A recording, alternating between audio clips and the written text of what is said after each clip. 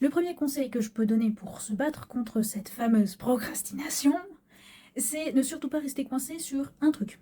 Oui, ça c'est souvent ce qu'on fait. Les gens ont tendance à dire oui, alors il faut bien se préparer, avoir un calendrier et bien s'organiser et faire ça, ça, ça, comme ça vous limitez la procrastination.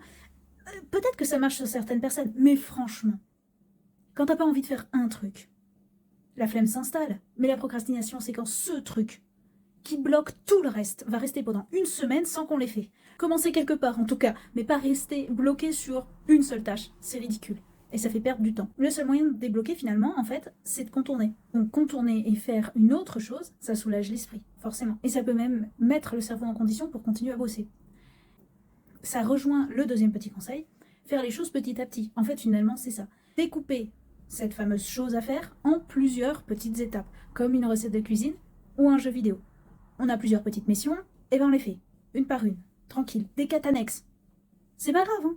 Si on n'arrive pas à terminer le jeu et à battre le boss, c'est pas ça le plus important, c'est d'avancer dans l'histoire, pour qu'on s'en débarrasse. Troisième petite astuce, juste se mettre à écrire, ou faire un exercice, faire une dissertation, ça dépend du niveau, mais globalement, commencer à écrire.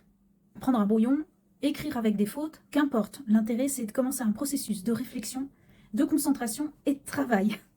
Et finalement, dernier petit truc, je ferai d'autres vidéos s'il y en a d'autres, hein, mais l'environnement de travail.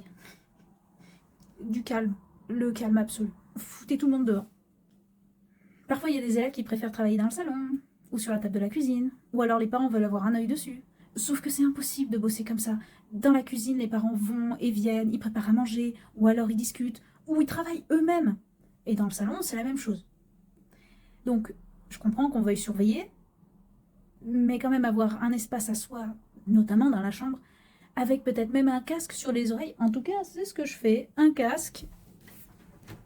Et là, alors là, il n'y a plus de bruit.